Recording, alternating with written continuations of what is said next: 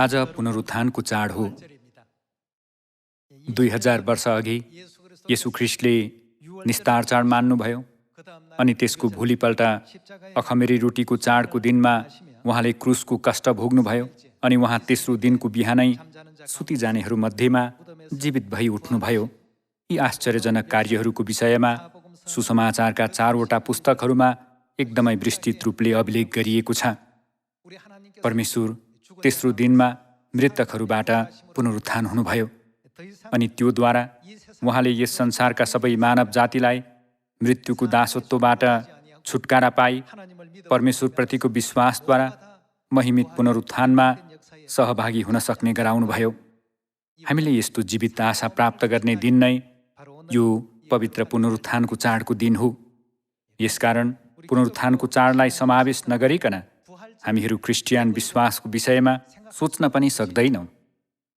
परमेश्वरले मूसाको व्यवस्थाभित्र चाडहरूको सबै अर्थ राखिदिनु भएर यी कार्यहरू यसरी हुनै पर्छ भनेर बाइबलको अगमबाडीभित्र सबै अभिलेख गरिदिनु भएको छ। यसकारण आज यहाँहरू र म बाटो, सत्य र जीवन म नै हुँ, पुनरुत्थान र जीवन म नै हुँ भन्नुभएका पवित्र परमेश्वरको इच्छालाई शिरोधार्य गर्दै आज पवित्र पुनरुत्थानको चाडमा सहभागी भइरहेका छौँ। त्यसो भए आज हामीहरू यो पुनरुत्थानको चाडको अर्थलाई पुनः एकपटक मनन गर्ने समय लियौँ। 2000 वर्ष अघि एकपटक फर्केर हेर्ने हो भने येशूज्यू निस्तार चाड मान्नु भएपछिको भोलिपल्ट क्रुस बोकेर गलगथाको बाटोमा हिँड्नु भएको दृश्य सबै इस्राएलीहरूले प्रत्यक्ष देखेका थिए। उहाँले गलगथामा अन्तिम सास लिनुभएको दृश्य समेत देखेका थिए। सिपाहीहरूमध्ये एकजनाले उहाँको मृत्यु भए नभएको निश्चित गर्नको निम्ति उहाँको कोखामा भालाले घोच्ने कार्य समेत गरेको थियो। यी सबै भएपछिको आइतबारमा उहाँ मृतकहरूबाट जीवित भई उठ्नु भएको थियो, जुन चाहिँ सारा इस्राएलको निम्ति एकदमै अविश्वसनीय घटना थियो। तर उहाँ तेस्रो दिनमा मृतकहरूबाट पुनरुत्थान हुनुहुनेछ भनेर स्पष्टसँग पहिल्यै अगमबाडी गरिएको थियो।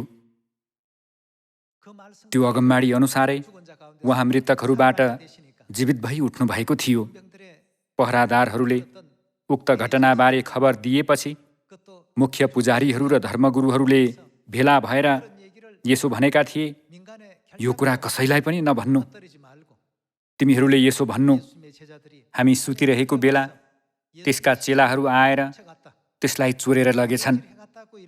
तिनीहरूले सिपाहीहरूलाई धेरै पैसा दिएको दृश्य मत्तीको पुस्तकमा देख्न सकिन्छ।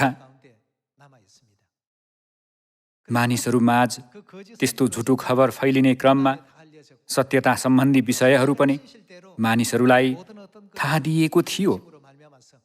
चेलाहरूले येशूज्यूलाई विश्वास गर्नेहरू मृत्यु भोगे पनि पुनरुत्थानको महिमामा सहभागी हुन सक्नेछन् भन्ने आश्चर्यको खबर मानिसहरूमाझ सुनाउन थालेका थिए।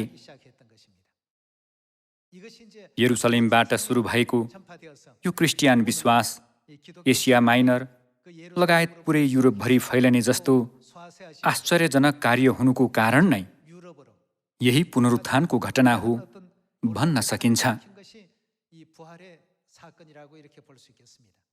पुनरुत्थानको घटना घट्नुभन्दा धेरै पहिला 3500 वर्ष अघि नै त्यसो हुनेछ भनेर पहिल्यै अगमबाडी गरिएको थियो।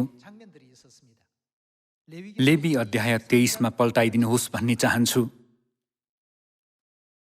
लेवी 23:10 हेर्ने हो भने, इस्राएलीहरूलाई भन्, मैले तिमीहरूलाई दिने देशमा पुगेर जब त्यहाँको बाली काटौला तब तिमीहरूले आफ्नो बालीको पहिलो उब्जनीको एक बिटा पुजारी कहाँ ल्याउनु भनिएको छ। उनीहरूले आफ्नो बालीको पहिलो उब्जनीको एक बिटा पुजारी कहाँ ल्याउनु पर्थ्यो। यसरी अगौटे फलको चाड भन्ने नाउँको उत्पत्ति भएको थियो। त्यो ग्रहण हुनलाई तिनले त्यो बिटा परमप्रभुको सामुन्ने डोलाउन् अनिवार्य सबातको भोलिपल्ट पुजारीले त्यो डोलाउन्। हिजो आज भित्ते पात्रोमा सबातको भोलिपल्ट कुनबार पर्छ त? 3500 वर्ष अघिको मूसाको व्यवस्थामा येशूज्यूको पुनरुत्थान आइतबारको दिनमा हुनुपर्छ भनेर पहिल्यै उल्लेख गरिएको थियो। प्रस्थान 14 को 21 मा उल्लेखित वचन सँगै हेरौँ। तब मूसाले आफ्नो हात समुद्रमाथि पसारे र परमप्रभुले रातभरि जोरसित पूर्वीय बतास चलाइदिनुभयो र समुद्रलाई पछि पन्छाइदिनुभयो र पानी 2 भाग भएर समुद्र उबानो जमिन भयो। इस्राएलीहरू समुद्रको बीचबाट उबानो जमिनमा हिँडेर गए र पानी तिनीहरूका दाहिने र देब्रेपट्टि तिनीहरूका निम्ति पर्खाल भयो। मिस्रीहरू, फारोका घोडाहरू, उनका रथहरू र घोडचढीहरू तिनीहरूलाई खेदेर समुद्रभित्रै तिनीहरूका पछि पछि लागे। अनि रातको पछिल्लो पहरमा परमप्रभुले मिस्रीहरूको सेनालाई आगो र बादलको खम्बाबाट हेर्नुभयो र मिस्रीहरूको सेनालाई अलमल्ल गराइदिनुभयो। उहाँले उनीहरूका रथका पाङ्ग्राहरू फुस्काइदिनुभयो र उनीहरूलाई ती चलाउन कठिन भयो। मिस्रीहरू भन्न लागे, हामी इस्राएलीहरूदेखि भागौँ, किनकि परमप्रभु तिनीहरूका पक्षमा भएर मिस्रीहरूका विरुद्धमा लड्दै हुनुहुन्छ। तब परमप्रभुले मूसालाई भन्नुभयो, तेरो हात समुद्रमाथि पसार र मिस्रीहरू र उनीहरूका रथहरू र घोडचढीहरूमाथि त्यो पानी फेरि बढेर आओस्। मूसाले आफ्नो हात समुद्रमाथि पसारे र बिहान उज्यालो हुँदा समुद्र फेरि फर्केर आफ्नो ठाउँमा आयो। मिस्रीहरू त्यसको विपरीत दिशातिर भाग्न लागे, तर परमप्रभुले मिस्रीहरूलाई समुद्रमै फ्याँकिदिनुभयो। पानी फर्केर आयो र रथहरू, घोडचढीहरू अर्थात् इस्राएलका पछि पछि आएका फारोका जम्मै सेनालाई छोप्यो र उनीहरूमध्ये एउटै पनि बाँचेन भनिएको छ। प्रस्थान अध्याय 14 को यो वर्णन चाहिँ अगौटे फलको चाडको उत्पत्ति सम्बन्धी हो। इस्राएलीहरूले 3500 वर्ष अघि मिश्र देशमा निस्तार चाड मनाए अनि त्यसको अर्को दिन अर्थात् अखमेरी रोटीको चाडमा उनीहरूले लाल समुद्र नतरुन्जेल धेरै कठिनाई र दुःख भोगे। पवित्र पात्रो अनुसार पहिलो महिनाको 22औं दिनको बिहान सबेरै इस्राएलीहरूले लाल समुद्र तरे। परमेश्वरले इस्राएलीहरूलाई लखेड्दै आएका मिस्री सेनाहरूलाई रोकिदिनु भएर इस्राएलीहरूले सुरक्षित साथ लाल समुद्र नतर्दासम्म रातमा आगोको खम्बा र दिनमा बादलको खम्बाबाट उनीहरूलाई हेर्नुभयो। उनीहरूले लाल समुद्र तर्दाखेरि पवित्र पात्रो अनुसार पहिलो महिनाको 22औं दिनको बिहान सबेरै भएको थियो। परमेश्वरले यी कार्यहरूद्वारा अगौटे फलको चाड तोकिदिनुभयो। परमेश्वरले यसमा बप्तिस्माको अर्थ पनि सँगै राखिदिनु भएको छ। पानीमा जानुले इस्राएलीहरू लाल समुद्रमा पस्ने कुरालाई जनाउँछ भने पानीबाट बाहिर आउनुले चाहिँ इस्राएलीहरू लाल समुद्र तरेर उबानो भूमिमा पुग्ने कुरालाई जनाउँछ। परमेश्वरले ती कार्यहरूमा बप्तिस्माको अर्थ राखिदिनुभयो। यसकारण पवित्र पात्रो अनुसार पहिलो महिनाको 22औं दिन नै अगौटे फलको चाड अर्थात् पुनरुत्थानको चाड हो। पुनरुत्थानको बिहानमा कस्तो महत्त्व छ त? हामीलाई पछ्याउने दुष्टहरू पूर्ण रूपमा नष्ट भएर ख्रीष्टसँग रहेकाहरू मात्र धार्मिकताको शरीरमा पुनरुत्थान हुनेछन् भन्ने अर्थलाई परमेश्वरले पुनरुत्थानको चाडभित्र पहिल्यै समावेश गरिदिनु भएको थियो। समयलाई हेर्ने हो भने त्यो कार्य बिहान सबेरै भएको थियो अनि परमेश्वरले गर्नुभएका ती कार्यहरूको हामीले सम्झना गर्न सकौँ भनेर उहाँले निस्तार चाडपछि अखमेरी रोटीको चाड अनि त्यसपछि आउने सबात दिनको भोलिपल्ट आइतबारको दिनमा अगौटे फलको चाड वर्षेनी मान्न आज्ञा दिनुभयो। यसकारण अगौटे फलको चाड सधैँ सबात दिनको भोलिपल्ट पर्नुपर्छ अनि बिहान सबेरै परमेश्वरबाट त्यस्तो महान कार्य पुरा हुनुपर्छ। नयाँ करारमा आएर हेर्ने हो भने सम्पूर्ण अगमबाडी एउटा पनि नटलिकन परमेश्वरको वचन अनुसार जस्ताको तस्तै पुरा भएको वास्तविकता निश्चित गर्न सकिन्छ। हिजो आज यस संसारका मण्डलीहरूले अगमबाडी र चाडहरूको अर्थलाई नबुझेकाले तिनीहरू येशूज्यू आइतबार पुनरुत्थान हुनुभएकोले आइतबारको दिनमा आराधना गर्नुपर्छ भन्ने गर्छन्। तर सबात दिनको आराधना छुट्टै हो। हामीहरू पनि आइतबारको दिनमै पुनरुत्थानको चाड मानिरहेका छौँ, होइन र? यो त वर्षमा एकपटक मनाइने वार्षिक चाड हो। पुरानो करारका चाडहरूलाई राम्ररी बुझ्नेहरूले पुनरुत्थानको चाड चाहिँ साप्ताहिक आराधनासँग सम्बन्धित छैन भनेर सजिलै छुट्याउन सक्छन्। मत्ती 28:1 हेरौँ। सबात पछि साताको पहिलो दिन। साताको पहिलो दिन कुन दिन हो त? आइतबारको दिन। रिमरिम उज्यालो हुँदा मरियम मग्दलिनी र अर्की मरियम चिहान हेर्न आए। ठुलो भूकम्प गयो, किनकि परमप्रभुका एउटा दूत स्वर्गबाट तल ओर्ले र आएर ढुङ्गो हटाएर त्यसमाथि बसे। तिनको रूप बिजुली जस्तो र पोसाक हिउँ जस्तो सेतो थियो। तिनको डरले ती पहरादारहरू थरथर काँपे र मरे तुल्य भए। तर स्वर्गदूतले ती स्त्रीहरूलाई भने, तिमीहरू नडराऊ, किनभने मलाई थाहा छ तिमीहरू क्रुसमा टाँगिनु भएको येशूलाई खोज्दैछौ। उहाँ यहाँ हुनुहुन्न, किनकि उहाँले भन्नुभए बमोजिम उहाँ के त जीवित भई उठ्नु भएको छ, पुनरुत्थान हुनुभएको छ भन्ने अर्थ हो नि, होइन र? आओ उहाँलाई राखिएको ठाउँ हेर। तब चाँडो गएर उहाँका चेलाहरूलाई खबर देऊ कि उहाँ मृतकबाट जीवित भई उठ्नु भएको छ र उहाँ तिमीहरूभन्दा अगाडि गालिलमा जाँदै हुनुहुन्छ। तिमीहरूले उहाँलाई त्यहाँ देख्नेछौ। हेर, मैले तिमीहरूलाई भनिदिएको छु। अनि तिनीहरू डर र अति आनन्दसँग झट्टै चिहानबाट निस्केर गए र उहाँका चेलाहरूलाई खबर दिन दगुरे। अकस्मात येशूले तिनीहरूलाई भेटेर भन्नुभयो, शान्ति। तिनीहरू नजिक आएर उहाँका पाउ पक्रेर उहाँलाई दण्डवत गरे। तब येशूले तिनीहरूलाई भन्नुभयो, नडराऊ, गएर मेरा भाइहरूलाई गालिलमा जानु भनिदेऊ र त्यहाँ तिनीहरूले मलाई देख्नेछन् भनिएको छ। दाजुभाइ तथा दिदीबहिनीहरू, येशूज्यू पुनरुत्थान हुनुभएको घटना वास्तवमै महान घटना थियो। क्रुसमा मृत्यु भोग्नुभएका येशूज्यू तेस्रो दिनमा मृतकहरूबाट जीवित भई उठ्नुभयो। उहाँले वरिपरि हिँड्दै बातचित गर्नुभयो, चेलाहरूलाई शिक्षा दिनुभयो।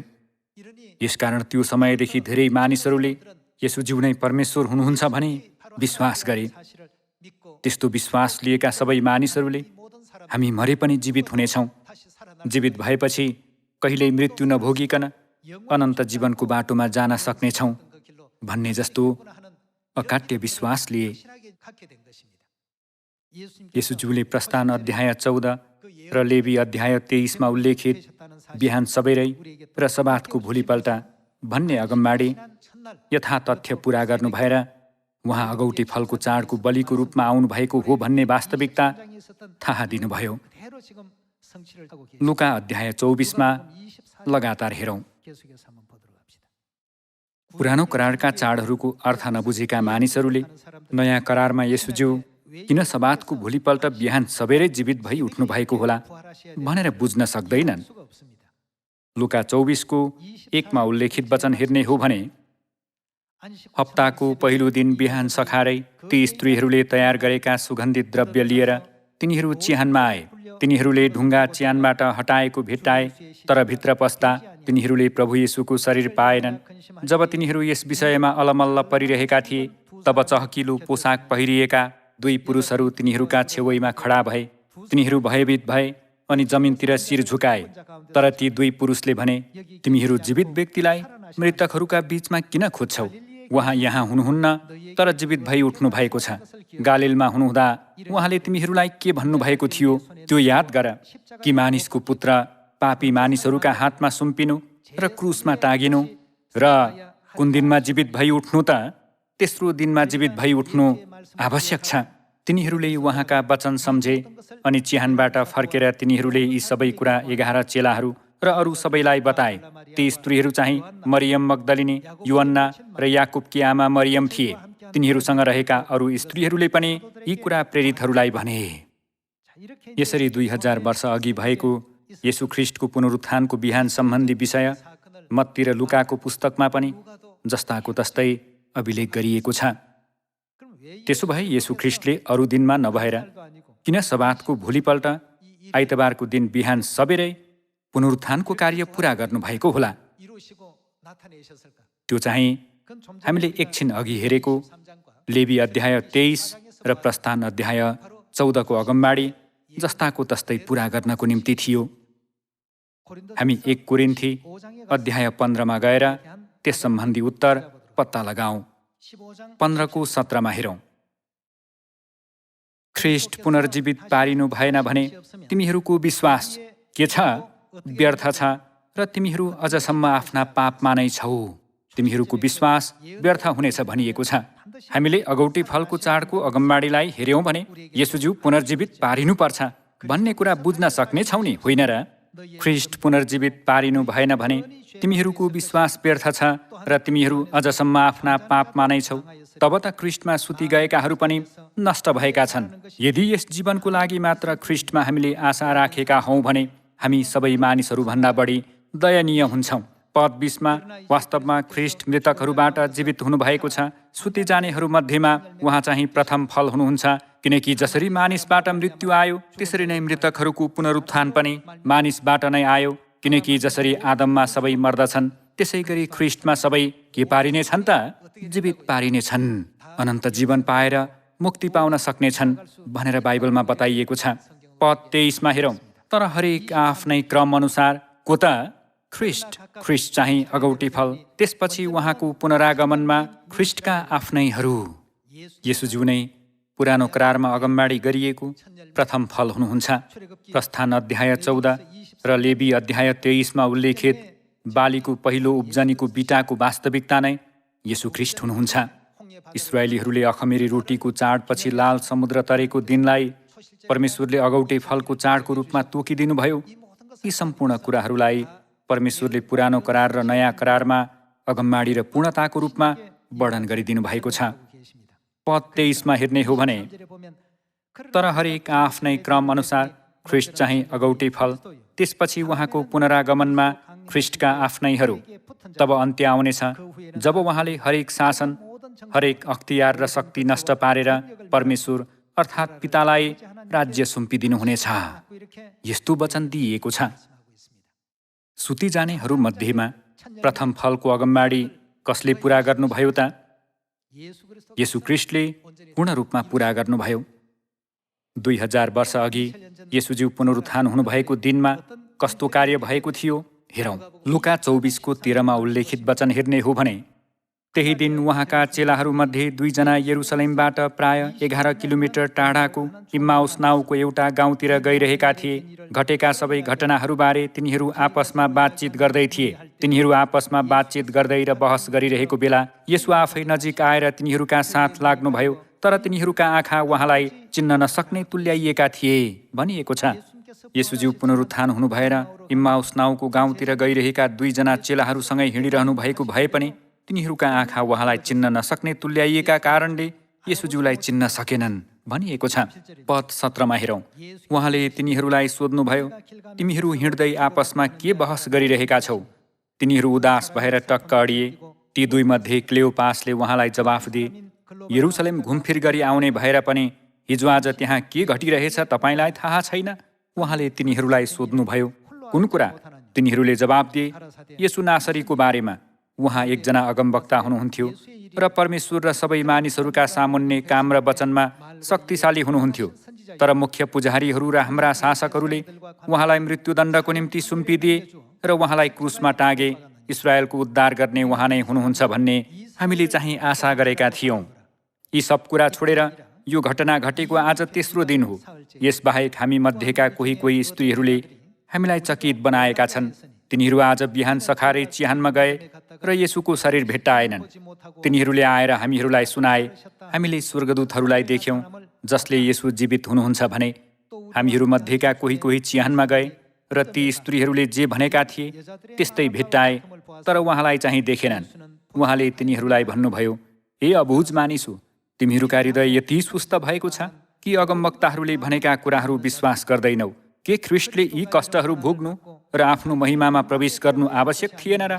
तब मूसा र सबै अगमवक्ताहरूबाट सुरु गरेर उहाँले धर्मशास्त्रमा आफ्नो विषयमा लेखिएका कुराहरूको अर्थ तिनीहरूलाई खोलिदिनुभयो। तिनीहरू जुन ठाउँमा गइरहेका थिए त्यसको नजिकै पुगे। उहाँ अझै पर जान चाहने जस्तो गर्नुभयो, तर तिनीहरूले उहाँलाई यसो भनेर कर लाए, हामीसँगै बस्नुहोस् किनकि साँझ पर्न लाग्यो। र दिन धेरै ढल्किसकेको छ।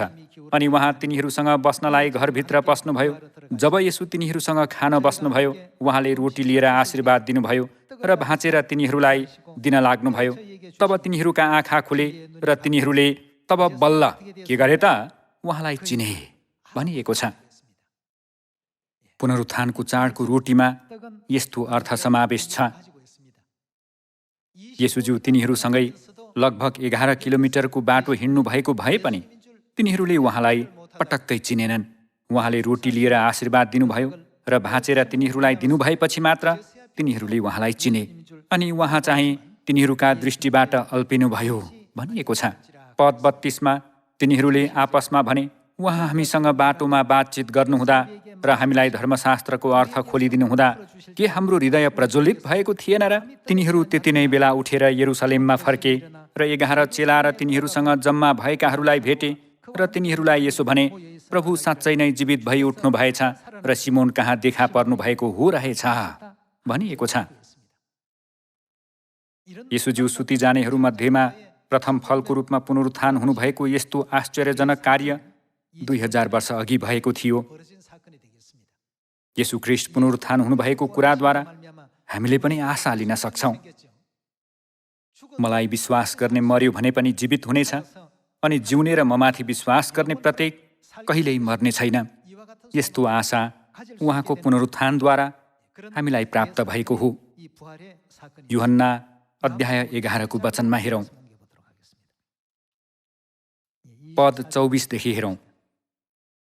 मार्थाले उहाँलाई भनिन्, म जान्दछु कि त्यो अन्त्यका दिनको पुनरुत्थानमा फेरि जीवित भई उठ्नेछ। येशूले तिनलाई भन्नुभयो, के भन्नुभयो त? पुनरुत्थान र जीवन म नै हुँ। मलाई विश्वास गर्ने मर्यो भने पनि जीवित हुनेछ, अनि जिउने र ममाथि विश्वास गर्ने प्रत्येक कहिल्यै मर्ने छैन। के तिमी यो विश्वास गर्छौ? तिनले उहाँलाई भनिन्, हो प्रभु, म विश्वास गर्दछु तपाईँ संसारमा आउनुहुने ख्रीष्ट परमेश्वरका पुत्र हुनुहुन्छ भनिएको छ। पुनरुत्थान र जीवन म नै हुँ। मलाई विश्वास गर्ने मर्यो भने पनि जीवित हुनेछ, अनि जिउने र ममाथि विश्वास गर्ने प्रत्येक कहिल्यै मर्ने छैन। यसो भन्नु भएर उहाँले हामीलाई जीवित आशा प्रदान गर्नुभयो। स्वर्गमा शैतानले सबै मानव जातिलाई पाप गर्नतर्फ उक्साएर यस पृथ्वीमा आउने गरायो, अनि सबैलाई मृत्युको पीडामा जकडिने गरायो। तर येशू ख्रीष्टले यस पृथ्वीमा आउनु भएर मृत्युको सबै शक्तिलाई तोड्नु भई अनन्तकाल जिउन सकिने आश्चर्यजनक तरिका प्रकट गरिदिनु भएको दिन नै यो पुनरुत्थानको चाडको दिन हो। पुरानो करारमा यो चाडलाई अगौटे फलको चाड भनिन्थ्यो। यसकारण ख्रीष्टभित्र जिउने जो कोहीले पनि पुनरुत्थानको जीवित आशा लिँदछ। परमेश्वरलाई पहिला विश्वास गरेर फर्किगएका मानिसहरूलाई बाइबलमा मरेकाहरू नभनेर कसरी अभिव्यक्त गरिएको छ त? सुति गएकाहरू भनेर अभिव्यक्त गरिएको छ। एकछिनको लागि सुतिरहेका छन् भन्ने कुरा हो। त्यसो भए उनीहरू सबै कहिले बिउजिन्छन् होला? बाइबलमा अन्तिम पुनरुत्थानको बिहानमा ती सबैजना बिउजिएर परिवर्तन हुनेछन् भनेर हामीलाई आशा प्रदान गरिएको छ। 1 थेसलोनिकी 4 को एउटा वचन अझ हेरौँ। 4 को 13 मा, तर भाइ हो, सुति गएकाहरूका विषयमा तिमीहरू अजान बस भन्ने हामी इच्छा गर्दैनौ, र तिमीहरूले आशा नहुने मानिसहरू जस्ता शोक गर्नु नपरोस्, किनकि हामी विश्वास गर्छौँ कि येशू मर्नुभयो र फेरि जिए उठ्नुभयो, र त्यसरी नै परमेश्वरले उहाँमा सुति गएकाहरूलाई येशूद्वारा के गर्नुहुनेछ त? ल्याउनुहुनेछ। यी सबै पुनरुत्थानको बिहानमा पूरा हुने वचनहरू हुन्। पद 15 मा, प्रभुको वचनद्वारा हामी तिमीहरूलाई घोषणा गर्छौँ कि हामी जो जीवित छौँ र प्रभुको पुनरागमनसम्म बाँचिरहन्छौँ, सुति गएकाहरूलाई कुनै किसिमले पनि उछिन्ने छैनौँ, किनकि प्रभु स्वयं हुकुमको गर्जनसित, प्रधान स्वर्गदूतको आवाज र परमेश्वरका तुरहीको स्वरसित स्वर्गबाट उर्लनुहुनेछ, र ख्रीष्टमा मरेकाहरू चाहिँ पहिले बौरी उठ्नेछन्। तब हामी बाँचिरहेका र छोडिएकाहरू प्रभुलाई आकाशमा भेट्न तिनीहरूका साथसाथै बादलमा परिवर्तन भएर माथि बादलमा उठाइ लगिनेछौँ। र यसरी हामी सधैँ प्रभुसँग रहनेछौँ। यसै कारण एकले अर्कोलाई यी वचनहरूले सान्त्वना देऊ भनिएको छ। 1 थेसलोनिकी अध्याय 4मा भनिए जस्तै परमेश्वरलाई पहिला विश्वास गरेर उहाँको अगालोमा लगिएका, फेरि भन्ने हो भने शारीरिक मृत्यु भोगेकाहरू सबैले ख्रीष्ट अन्तिम इन्साफको निम्ति यस पृथ्वीमा आउनु हुँदाखेरि सुति गएकाहरू मध्येमा पुनरुत्थानको लुगा लगाउनेछन्। त्यस दिन हामीहरू शरीर र रगतमा पुनरुत्थान हुने होइन कि आफूले जे चाहे पनि गर्न सकिने आत्मिक शरीरमा परिवर्तन हुनेछौँ।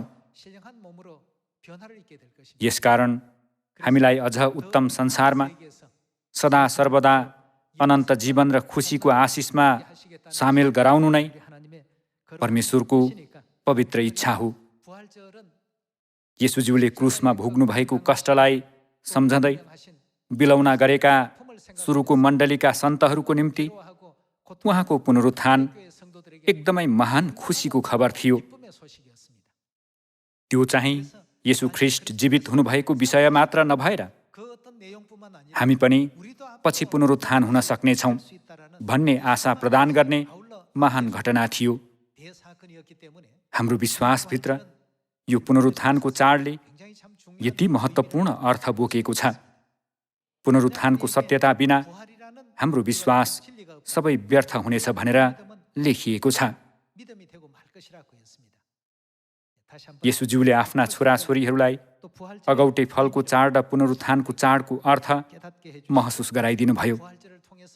हामीहरू ख्रीष्टको उदाहरणलाई पछ्याउँदै उहाँ को हुनुहुन्छ भनेर सही तरिकाले चिन्न सक्ने गरी उहाँले हाम्रो आँखा खोलिदिनुहुने पुनरुत्थानको रोटीमा पनि सहभागी हुनेछौँ। तर हिजो आज संसारका धेरै मण्डलीहरूले पुनरुत्थानको चाडमा अन्डा खानुपर्छ भन्दै जिद्दी गरिरहेको अवस्था छ। पुनरुत्थानको चाडमा रोटी भाँच्ने कार्य भएको दृश्य हामी देख्न सक्छौँ। तर बाइबलमा कतै पनि रङ्गीचङ्गी अन्डाहरू एक आपसमा बाँड्दै खाइएको, खेलौना खरायोहरू उपहार स्वरूप दिइएको त्यस्तो कुनै अभिलेख छैन। यो त अन्य जातिहरूको रीतिरिवाज बाहेक केही होइन। आज हामीले पुरानो करार र नयाँ करारमा समावेश भएका अर्थहरूद्वारा येशू ख्रीष्ट अगौटे फलको चाडको बलिको रूपमा आउनुभएको हो भन्ने कुराको साथै उहाँ सबातको भोलिपल्ट आइतबारमा मृतकहरूबाट जीवित भई उठ्नुपर्छ भन्ने कुरा पनि बुझ्यौँ। पुरानो करारमा पुजारीले बालीको पहिलो उब्जनीको एक बिटा डोलाउने विधि भएकोले यो चाडलाई बिटा डोलाउने चाड पनि भनिन्थ्यो। यस्ता विभिन्न नाउँद्वारा बोलाइएको चाड नै पुनरुत्थानको चाड हो।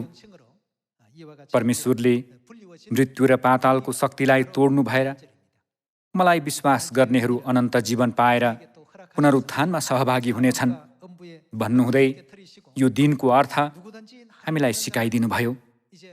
हामीलाई यस्तो खुसी र आशा प्रदान गर्नुभएका एलोहिम परमेश्वरलाई अनन्त धन्यवाद र महिमा चढाउँदै आजको प्रवचन समाप्त गर्दछु।